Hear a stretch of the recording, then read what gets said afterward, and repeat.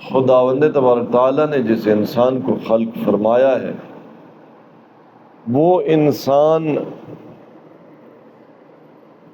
ایسا ہے کہ اسے خدا نے اپنا آئینہ بنا دیا.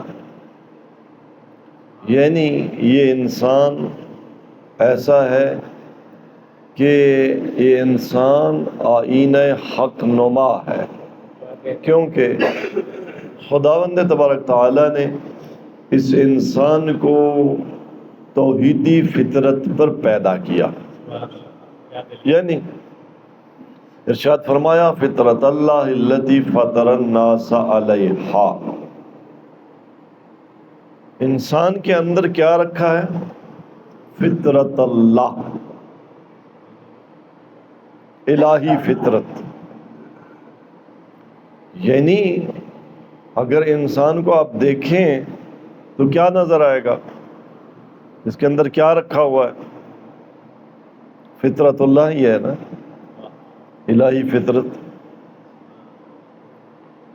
جو خدائی انسان ہے، جو الہی انسان ہے، یا یوں کہوں کہ جو انسان ہے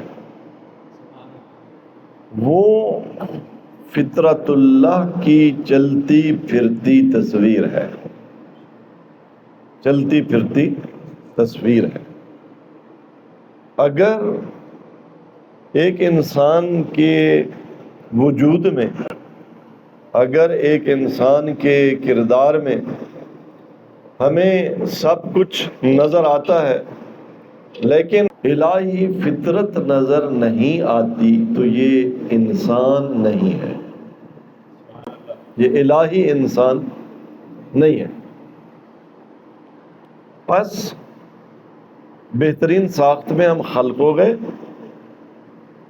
ہمیں البتہ لمٹس میں رکھا گیا. ان لمٹس کے اندر اگر ہم رہیں تو ہمارے سر پر کرامت کا تاج ہے. یہ بحر و بر، یہ شمس و قمر، یہ کہکشائیں، یہ سمندر، یہ سب میرے لیے اور میں اس کے لیے، انسان اس کے لیے. لولاک لما خلقت الافلاک کی جو آیا ہے وہ اس پہ اگر ہم تھوڑا سا غور فرمائیں شان مصطفیٰ میں ہے. لولاک لما خلقت الافلاک، اگر تو نہ ہوتا تو میں کہکشاؤں کو، میں سمندروں کو، میں دریاؤں کو، میں افلاک کو، میں بحر و بر کو، میں دیوار و در کو پیدا ہی نہ کرتا تیرے لیے. لیکن تو کس لیے؟ تو اس لیے کہ تو حافظ انسان ہے. تو میری تخلیق کا محافظ ہے.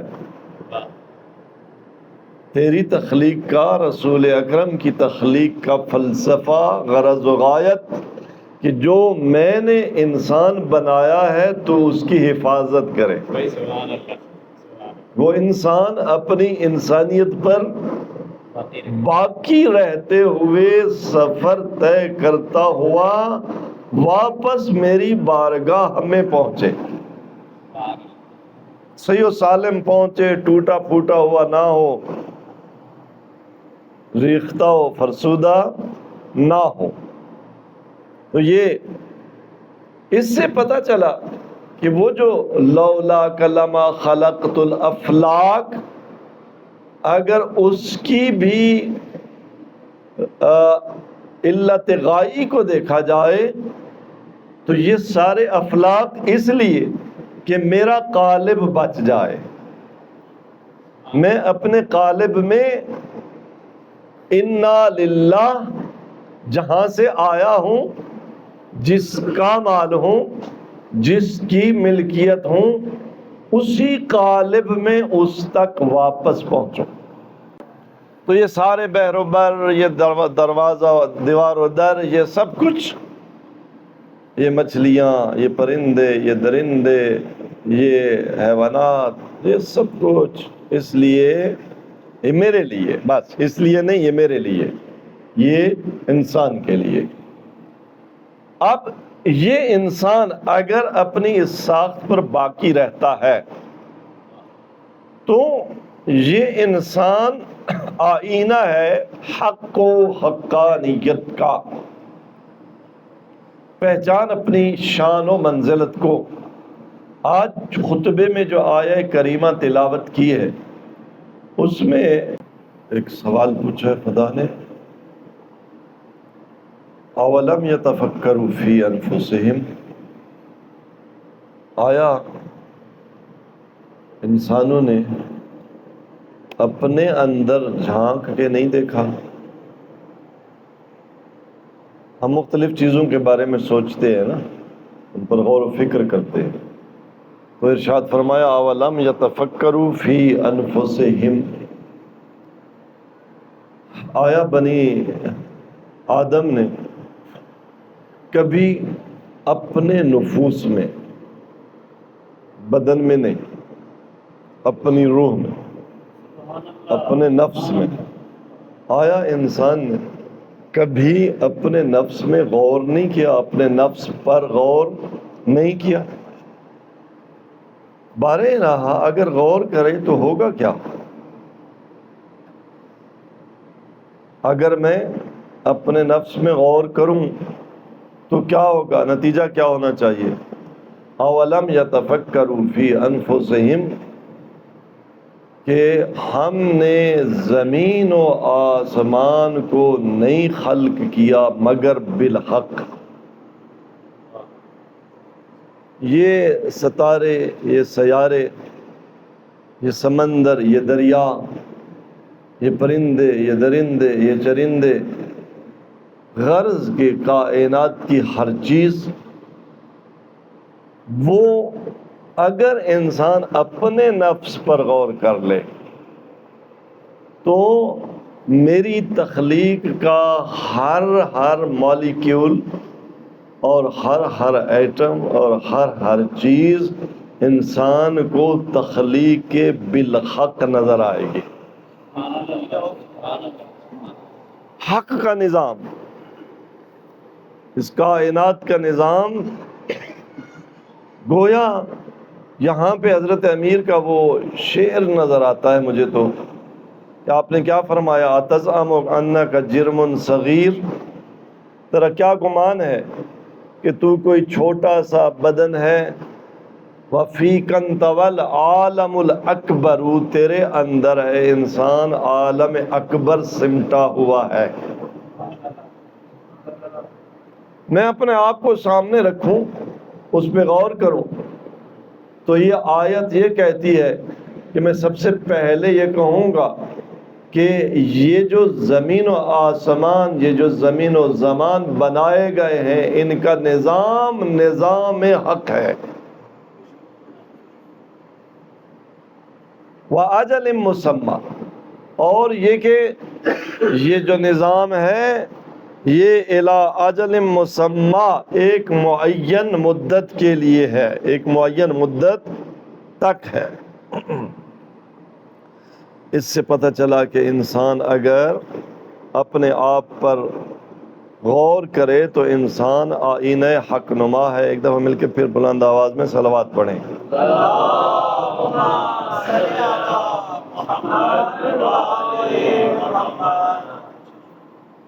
اولم یتفکروا ان فی انفسہم ما خلق اللہ السماوات والارض وما بینہما الا بالحق واجل مسمى وان کثیرا من الناس بلقاء ربہم لکافرون، اور یہ بھی ایک حقیقت ہے کہ کثیرا من الناس، لوگوں کی اکثریت، وہ اپنے رب کی لقاء اور ملاقات کے کافر ہیں۔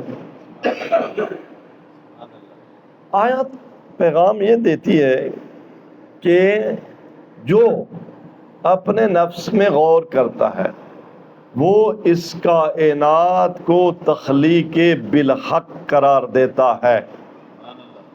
حق کے مقابلے میں ہوتا ہے باطل. حق کے مقابلے میں کیا ہے؟ باطل. تخلیق حق اور تخلیق باطل کا فرق کیا ہے؟ تخلیق حق اور تخلیق باطل کا فرق کیا ہے؟ تخلیق حق یہ ہے جو کسی حقیقی غرض و غایت کے لیے ہو. تخلیق باطل یہ ہے کہ جس کے لیے کوئی غرض و غایت نہ ہو، بےہودہ کام. یہ لفظ سنا ہوا ہے نا، بےہودہ کام. بےہودہ کام کو کہتے ہیں تخلیق بالباطل. اس کے مقابلے میں ہے تخلیق بالحق، یعنی بےہودگی کی بنیاد پر یہ کام انجام نہیں دیا گیا، پوری سنجیدگی کے ساتھ یہ کام انجام دیا گیا ہے. بنانے والا بہت سنجیدہ ہے، اور سنجیدہ وہی ہوتا ہے جو کسی اعلیٰ غرض و غایت کو پرسو کر رہا ہوتا ہے. بےہودہ اپنے کام سے لوٹ بھی آتا ہے، اس کو پرواہ نہیں ہوتی. سنجیدہ جب تک ہدف اور غایت تک نہ پہنچے قدم پیچھے نہیں ہٹاتا. بارے الہ تو کیا کہنا چاہ رہا ہے؟ آواز ہے کہ میں یہی کہنا چاہ رہا ہوں. تو اپنے اندر غور کر. یہ آسمان و زمین میں نے بےہودہ خلق کیے، بس بنا دی اور ایک دن ان کو برباد کر دوں گا. یہ کوہ ہمالیہ اور فلاں فلاں اور یہ پہاڑ میں نے ایسے ہی کھڑے کر دی اور ایک دن رائی کی طرح اڑا دوں گا اور بس. یہ تو بےہودگی ہے کہ جی پہاڑ جیسا اتنے دنیا پہ سلسلے بناؤ، آسمان بناؤ، افلاک بناؤ، شمس و قمر بناؤ، بحر و بر بناؤ، یہ سارا نظام بناؤ اور پھر ایک زلزلہ لے آؤ اور سارے کو بھسم کر دو. پھر کیا ہوا؟ ثم ماذا؟ بس نہیں. یہ کسی غرض و غایت کے لیے ہے کہ وہ جو میرا بندہ تھا نا، جس کو میں نے، جس کا سٹارٹ ہی کہاں سے کیا؟ لقد خلقنا الانسان فی احسن تقویم. میں اس کو کہیں پہنچانا چاہتا ہوں. میں اس کو، اور یہی تو میری خلقت کا اور خالقیت کا شاہکار ہے. جب تک میری خلقت اور خالقیت کا شاہکار نکھر نہ جائے میرا ہدف پورا نہیں ہوتا. اور کب نکھرے گا؟ کب نکھرے گا؟ وہ غرض و غایت، وہ منزل جو خدا نے رکھی ہے. کس کے لیے؟ حسنین، تیرے لیے. اپنے اندر سوچو. اسد تیرے لیے، مسرت تیرے لیے، تمام دوست تمہارے لیے، ہمارے لیے جو غرض رکھی. اور آج فرما رہا ہے ذرا سوچو. اولم یتفکروا فی انفسہم، کہ ہم نے یہ جو کائنات ہے نا، یہ بحر و بر، یہ تو الی اجل مسمی، ان کی ایک مدت ہے. یہ ہمیشگی نہیں ہے. جو ہمیشگی ہے ان کے لیے ایٹرنٹی نہیں ہے، ان کے لیے جاویدانگی نہیں ہے. ان کے اندر سے تجھے جاویدان بنانا چاہتا ہوں. میں ہوں ابدی اور ازلی. تو ازلی تو ہو نہیں سکتا کیونکہ مخلوق ہے، اور ازل ذاتی تیرا ہو نہیں سکتا. اگر ہوگا بھی تو میری تجلی ہوگی. تو ازل میں نہیں، لیکن میں ہوں ابدی، میں چاہتا ہوں تو بھی ابدی بن جائے. ہم فیہا خالدون. خالد کون ہوتا ہے؟ جو پھر فنا ہو جائے. کہہ رہا ہے خالدون یا نہیں؟ کتنی جگہ قرآن میں فرمایا. اچھا، جو میری بنائی ہوئی فطرت پہ چلے گا اسے بھی خالد بناؤں گا، جو یہ قالب توڑ دے گا اسے بھی خالد بناؤں گا. فرق یہ ہے، یہ جنت میں خالد ہوگا، وہ جہنم میں خالد ہوگا. سزا ایسی ہے. اگر یہ قالب توڑا پھر نہیں، ایسے نہیں کہ بس کلما نضجت جلودہم بدلناہم جلودا غیرہا. جہنم کی آگ میں یہ نہیں کہ تو کہے گا کہ بس اب جل کے ختم ہو جاؤں گا تو درد ختم ہو جائے گا. نہیں، وہاں مرے گا نہیں. یہ تیری جلد، بدن کے اعضاء میں سب سے سینسٹیو چیز ہیٹ کے مقابلے میں، حرارت کے مقابلے میں جلد ہے. انسان کی سکن ہے. اور جب ایک سکن جل جائے گی جہنم میں، پھر دوسری عذاب تو بھگتنا ہے. وہ بھی خالدون، اس لیے کہ میں نے تو تجھے جنت کے خالد بننے کے لیے بنایا تھا. پھر تو نے جب وہ قالب توڑا، عصیان کیا، تجھے میں نے کیسا خلق کیا تھا، کس لیے خلق کیا تھا، میں تجھے کہاں پہنچانا چاہتا، تو نے عصیان کیا، تو نے روح گردانی کی. اتفاق سے عصیان اور روح گردانی کا معنی کھرکا تیدی ڈنگی بوتھی در فرمان ہے. ڈنگی بوتھی ہوئی روح گردانی ہوتا ہے. یعنی سرائکی کے اس لفظ کو اگر اردو کے سانچے میں اور پھر عربی کے سانچے میں ڈھالیں تو عصیان بنتا ہے. سرکشی، جسے ہم اردو میں کہتے ہیں سرکشی. تو نے سرکشی کی. پھر ابدی جہنم. میں نے تجھے وہ آئینہ بنایا تھا جس میں میری تخلیق بالحق نظر آتی ہے، جس میں فقط دنیا نہیں برزخ و آخرت بھی نظر آتی ہے. تجھے قیامت کے وجود پر باہر سے دلیل قائم کرنے کی ضرورت نہیں ہے. ایسا بنا دیا. اور یہ انسان کے اندر. اچھا، آج گفتگو میں جو بات پہنچانا چاہتا ہوں وہ یہی پہنچانا چاہتا ہوں کہ انسان کیسا آئینہ ہے. انسان وہ آئینہ ہے جس میں کائنات کی تخلیق بالحق نظر آتی ہے. اس آئینے میں دیکھو، نظر آئیں گے. اسی آئینے میں تجھے افلاک، تمہیں سمندر، تمہیں دریا، تمہیں بحر و بر، اپنے آپ کو سامنے رکھ کے دیکھتے جاؤ. کائنات کا ایک ایک ذرہ کتنا دقیق بنا ہوا ہے. اب خدا کرے کیسے ہم اس فہم تک پہنچے. ہم نے کبھی کوشش ہی نہیں کی کہ مجھے میرے اپنے اندر یہ افلاک کی تخلیق بالحق نظر آئے، پھر اجل مسمى نظر آئے. یہاں یہ فرمایا اور پھر یہ ساری انسان کی شرافتیں. کوئی ایسا آئینہ، وہ کس بادشاہ کا آئینہ، اس کو کیا کہتے تھے؟ جام جم. اب ذہن سے لفظ نکل گیا. کوئی کائنات میں جام جم انسان جیسا نہیں ہے. سبحان اللہ. یہ وہ جام جم جس میں پوری کائنات سمٹ کر نظر آتی ہے. اس کی ساری ظرافتیں، اس کی ساری حقیقتیں، اس کا پورا نظام نظر آتا ہے. اس سے بڑھ کر اور کیا فضیلت ہو سکتی ہے؟ یسألونک عن الروح قل الروح من امر ربی.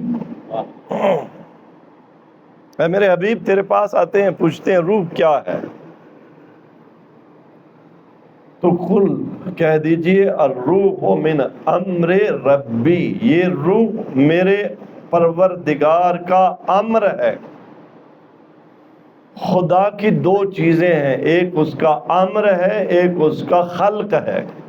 سبحان اللہ، امر و خلق۔ لہ الامر ولہ الخلق۔ خدا فرماتا ہے امر بھی میرا، خلق بھی میرا۔ پھر امر اور خلق کا فرق کیا ہے؟ خلق خدا کی وہ مخلوق ہے جو گریجولی بنتی ہے، جو فزیکل پروسیس کے تحت ہے، جس کے لیے سپیس اور ٹائم چاہیے۔ آج تنوری نے جلدی نہیں لگا کے دیے، وقت نہیں تھا تو وہ دیر ہو گئی۔ میں مثال دے رہا ہوں، آج گھر والے نے فرض کریں کہ گھر کا کھانا وقت پہ نہیں بنا، آپ ناشتے کے بغیر آفس گئے، کیوں؟ اس کے لیے ٹائم چاہیے تھا، اس کے لیے پروسیس چاہیے تھا۔ وہ آنکھ جھپکنے میں آپ کے پیٹ میں ناشتہ نہیں ڈال سکتی تھی۔ تو یہ ہے امر، اس لیے کہ امر کی تعریف خدا نے خود کی، وَمَا أَمْرُنَا إِلَّا وَاحِدَةٌ كَلَمْحٍ بِالْبَصَرِ۔ ہم نے جہاں آسمان و زمین کی تخلیق کے لیے تو ارشاد فرماتا ہے فی ستۃ ایام، ہم نے زمینوں اور آسمانوں کو بنایا سبحان اللہ، سبحان اللہ، 6 دنوں میں۔ واہ واہ واہ، البتہ وہ 6 دن خدائی 6 دن ہیں، جن کا ایک دن پتہ نہیں 1000 سال کے برابر یا جتنے بھی۔ خدا بھی جب زمین و آسمان کو اور فزیکل ورلڈ کو بناتا ہے تو خدا بھی گریجولی ٹائم، لیکن جب تجھے بنایا، وہ جو تیری اصل انسانیت ہے، وہ جو تیری سول ہے، وہ جو تیری روح ہے، وہ کیا ہے؟ قُلِ الرُّوحُ مِنْ أَمْرِ رَبِّي۔ واہ واہ واہ واہ واہ، سبحان اللہ، سبحان اللہ، بآواز بلند صلوات۔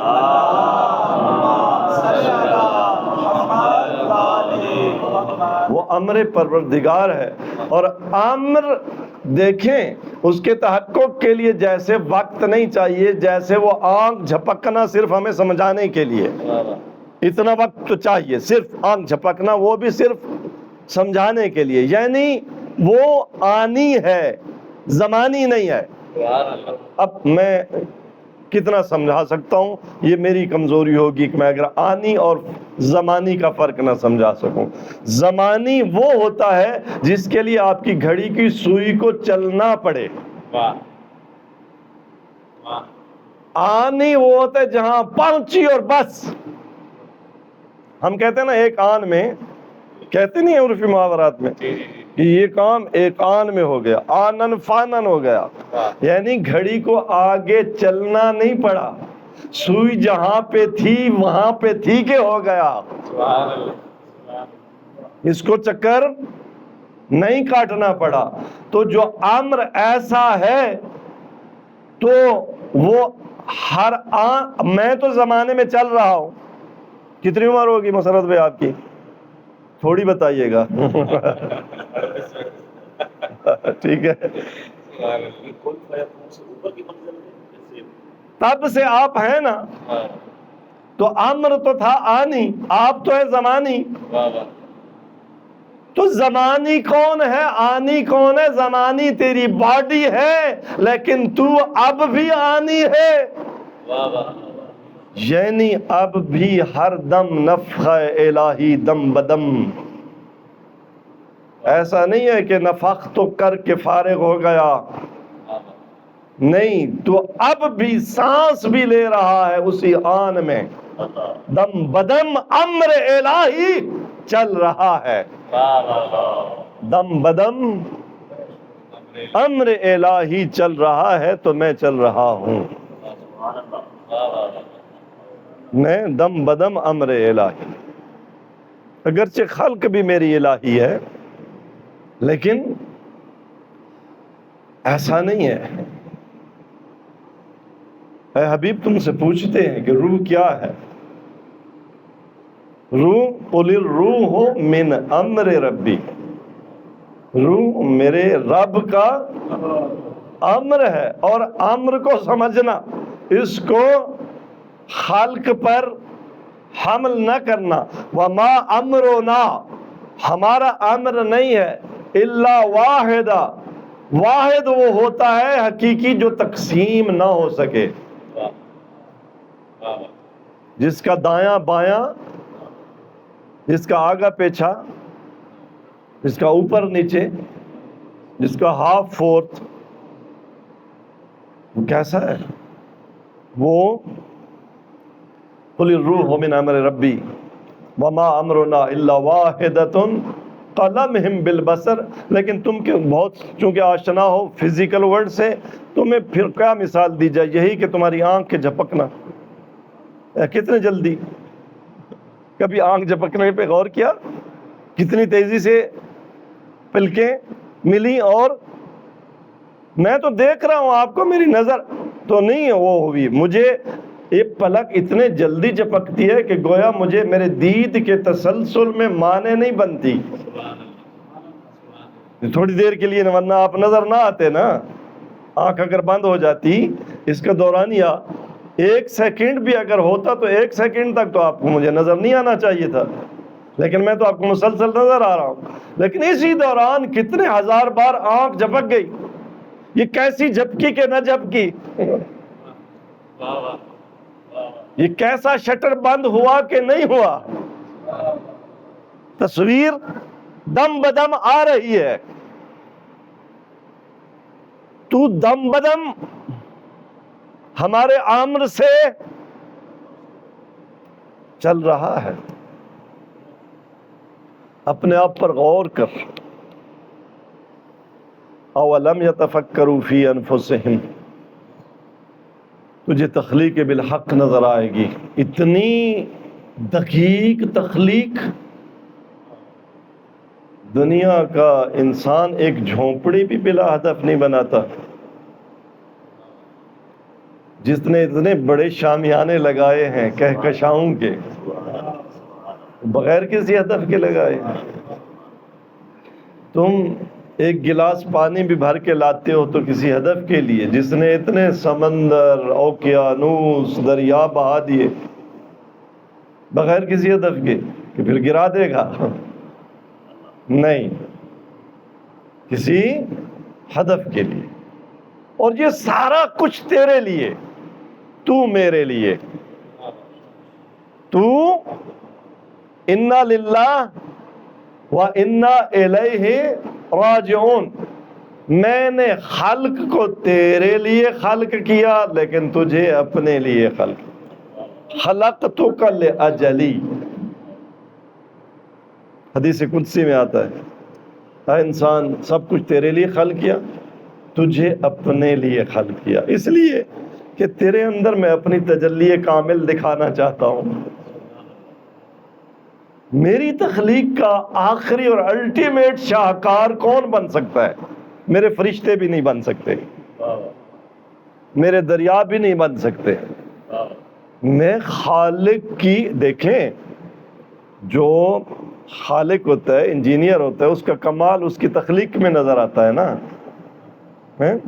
کتنا اچھا انجینئر تھا، کس میں نظر آئے گا؟ اس کے مائنڈ کو پڑھ کے یا اس کی بنائی ہوئی بلڈنگ کو دیکھ کے؟ اس کی تخلیق کو دیکھ کے نا، اس کی تخلیق کا شاہکار ہے کیا؟ تو میں جو احسن الخالقین ہوں، تو پھر میں احسن مخلوق بھی دکھانا چاہتا ہوں۔ کیسی دکھانا چاہتا ہوں؟ ایسی تکن مثلی، حدیث قدسی میں ایسا تجھے بنانا چاہتا ہوں کہ ایک مرحلے پر تو پہنچ جائے، جیسے میں کہتا ہوں کن فیکون، اب ابدی تو کہ کن، سمجھ؟ اب تو کہ تجھے پانی جا کے بھر کے لانے کی ضرورت نہ ہو، تجھے ریڑھی سے فروٹ خرید کے لانے کی ضرورت نہ ہو، تجھے نہیں، تو کہے کن، جہاں بہشت میں ہے جو تو نے کہہ دیا کن وہ ہو جائے۔ یہ جس دن تو جہاں پہنچے گا میری تخلیق کا شاہکار پورا ہو جائے، میری تخلیق کا شاہکار پورا ہو جائے، یہاں تجھے پہنچانا چاہتا ہوں۔ شریفوں کے لیے سفر بہت سخت ہوتا ہے، آپ کی نماز قصر ہو جاتی ہے۔ آج ہوائی جہاز ہیں، وہ ہے، یہ لوگ پوچھتے ہیں کہ اب تو سفر آسان ہو گیا، اب نماز قصر کیوں؟ لیکن پھر بھی آواز شریعت آتی ہے، السفر سفر، سفر مصیبت ہوتا ہے، چاہے 1 میل بھی کیوں نہ ہو، چاہے ہوائی جہازوں کا بھی کیوں نہ ہو۔ 1 دن کا سفر نہیں ہے۔ 28 رجب سن 60 ہجری شعبان گزر گیا، 28 رجب سے مصائب میں نے پڑھ لیا۔ وہ جو بابا کی قبر پہ بھی جاتی تھی، جو ماں کی قبر پہ بھی جاتی تھی تو رات کی تاریکی ہو گئی۔ حسنین آگے چلو، کوئی میری بیٹیوں کا قتل نہ دیکھ لے۔ 28 رجب کو چلی، شعبان گزر گیا، رمضان گزر گیا، شوال گزر گیا، ذکات گزر گیا، ذی الحج گزر گیا، 5 مہینوں کی مسافر۔ علی کی بیٹیاں، زہرا کی بیٹیاں، بھلا ان کے لیے کوئی آج کل کے جیسے مسافر خانے ہوتے ہیں، مسافر خانے بنے ہوئے تھے صحراؤں میں؟ آیا ان کے کوئی لوازمات سفر نہیں تھے؟ یہ کیوں سفر کرتی رہی؟ اس لیے کہ میں آپ انسان رہ جائیں۔ یہ سفر، اور پھر مکہ پہنچے، 9 ذی الحج تک مکہ۔ کوفہ جانے سے پہلے کوفیوں کے خط آئے، مولا آ جائیے، ہم آپ کی بیعت کے لیے، ہمارا کوئی امیر نہیں ہے، ہم آپ کی بیعت کرنے کے لیے آمادہ ہیں۔ ایک خط لکھا، میں اپنا سفیر بھیج رہا ہوں، اگر تم نے اس کے ہاتھ پر بیعت کر لی تو حسین آ جائے گا۔ میں ایک جملہ کہتا رہتا ہوں، کتاب کربلا کا متن، کربلا ایک کتاب ہے، جو لکھاری ہے نا وہ جانتے ہیں، اس جملے کو سمجھیں گے۔ کتاب کربلا کا متن علی کی اولاد نے لکھا ہے، اور اس متن کا آغازیہ اور اختتامیہ وہ عقیل کی اولاد نے لکھا ہے، اور یہ پوری کتاب ابو طالب کی اولاد نے لکھی ہے۔ وہ آج بھی ابو طالب کو کافر کہتا ہے، آج بھی، جو تیری انسانیت کو بچا گیا، جو قیامت تک کے لیے تیرے انسانیت کا قالب نہ ٹوٹے، وہ کافر۔ اس سے بڑا ظلم تاریخ میں کیا ہو سکتا ہے؟ جس کی اولاد نے کربلا سجائی، تو انسان بچ جائے، تو انسان رہ جائے، تو کتاب کربلا کا پہلا ورق وہ ابو طالب کے لخت جگر عقیل کی اولاد، اور کربلا کی تاریخ کا آخری ورق بھی وہ ابو طالب کے لخت جگر عقیل کی اولاد۔ پہلا شہید مسلم، آخری شہید مسلم کے 2 لال۔ وہ مسلم تاریخ کے مطابق جس کے ہاتھ پر 12,000 کم از کم 20,000 کوفیوں نے بیعت کر لی تھی، ایک وقت ایسا آیا کہ مسجد میں جب نماز سے فارغ ہوا، نظر یمیناً و شمالا، دائیں بائیں دیکھا، مسلم اکیلا رہ گیا، حسین کا سفیر رات کا وقت ہے، حسین کا سفیر کوفے کی گلیوں میں تھک کر ایک گھر کے دروازے پہ بیٹھا، پیاس لگی ہوئی ہے۔ کسی بی بی نے دروازہ کھولا، کہا اے نوجوان کون ہے میرے دروازے پہ بیٹھنے والا؟ کوفہ کے حالات اچھے نہیں ہیں، تو یہاں سے اٹھ کے چلا جا۔ کچھ دیر بعد پھر آئی، دیکھا کہ وہ نوجوان گیا نہیں، وہیں بیٹھا ہے۔ پوچھا میں نے نہیں کہا تھا تو جہاں سے چلا جا، میرے گھر کے دروازے سے چلا جا؟ کیا کہا؟ کہا بی بی اگر میرا کوئی گھر ہوتا تو میں چلا جاتا، اگر مسلم کا کوئی گھر ہوتا تو میں چلا جاتا۔ تو کون ہے؟ کہا میں حسین کا سفیر مسلم ہوں۔ بسم اللہ، میرے حسین کا سفیر۔ تو نے اپنے گھر کا دروازہ کھول دیا، پناہ دی۔ اب جناب مسلم نے عبادت شروع کی۔ رات کے کسی وقت آنکھ لگی، عالم رویا میں دیکھا امیر المومنین علی بن ابی طالب آئے ہیں اور فرما رہے ہیں مسلم کل تو میرا مہمان ہوگا۔ اب جب آنکھ کھلی، مسلم کو معلوم ہو گیا آج زندگی کی آخری رات ہے۔ اجرکم علی اللہ۔ حسین کے سفیر کا غم، حسین کی ماں کو پرسد ہو، زہرا کی پہلی قربانی، جسے لینے یا علی آئے ہیں یا گود بڑھائے گی تو فاطمہ تو زہرا بڑھا۔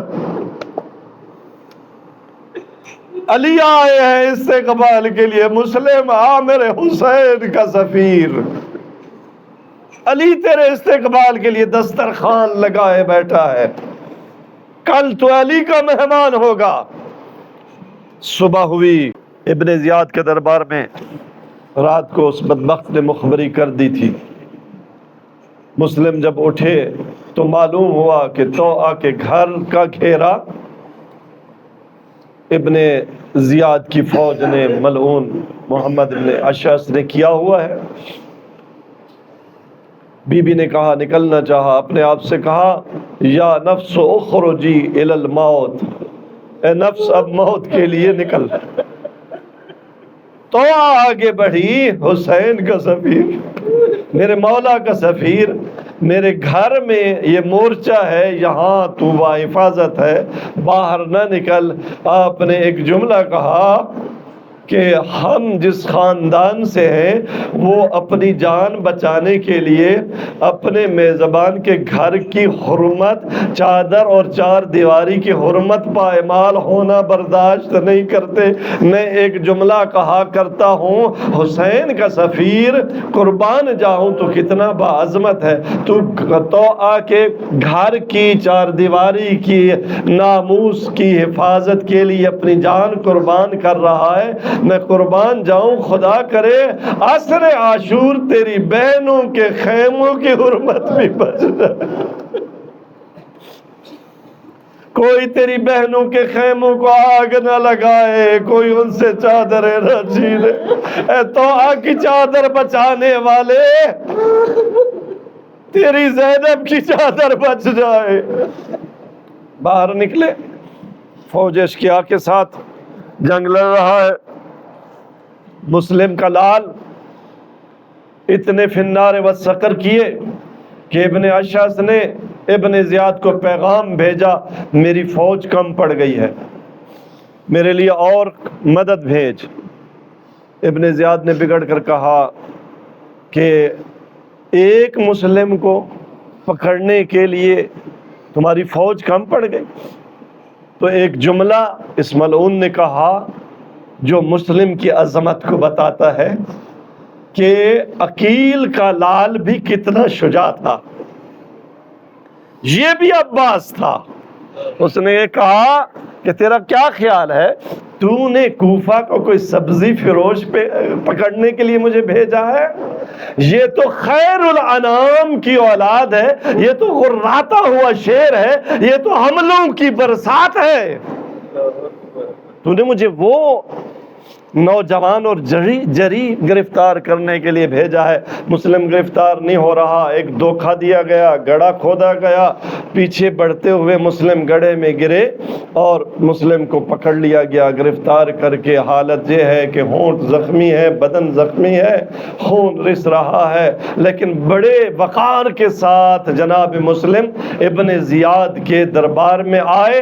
کسی نے کہا ابن زیاد کو سلام کر، جناب مسلم نے ایک جملہ فرمایا کہ نہیں، امیر کو سلام کر۔ جناب مسلم نے کہا امیری حسین و نعم الامیر،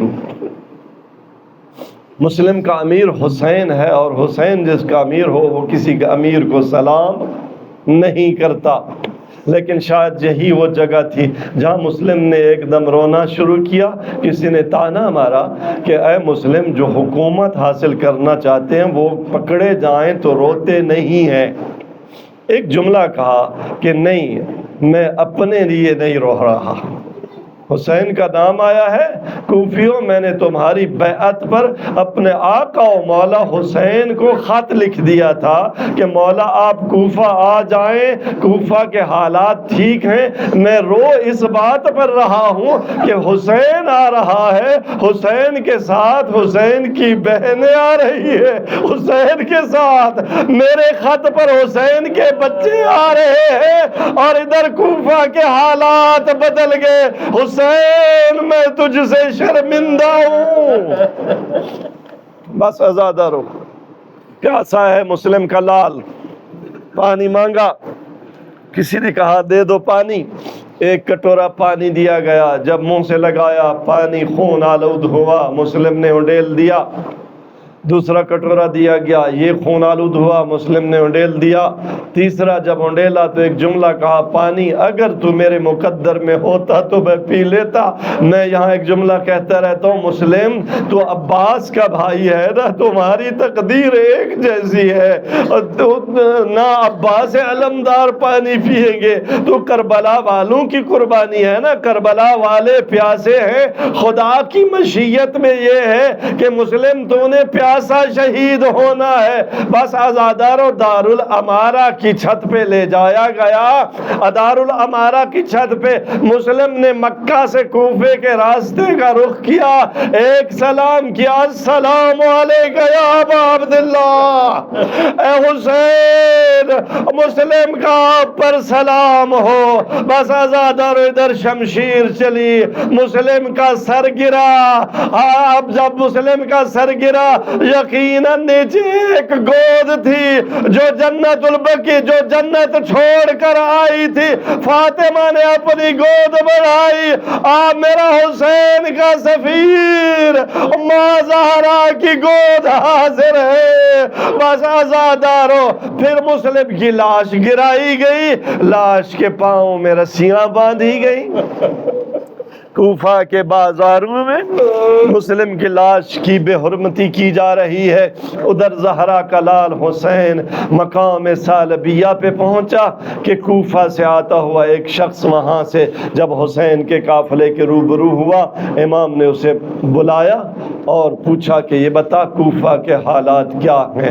اس نے کہا مولا میں کترا کے جا رہا تھا اسی لیے کہ آپ تک یہ خبر نہ پہنچے، لیکن تو نے بلا لیا، اب پوچھنا ہے تو سنو مولا، جب میں کوفے سے چلا تھا مسلم کے پاؤں میں رسیاں بڑھی ہوئی تھی اور مسلم کی لاش کو کوفہ کی گلیوں میں گھسیٹا جا رہا تھا۔ جب یہ سنا حسین مولا نے فرمایا مسلم کی بیٹی کو بلاؤ۔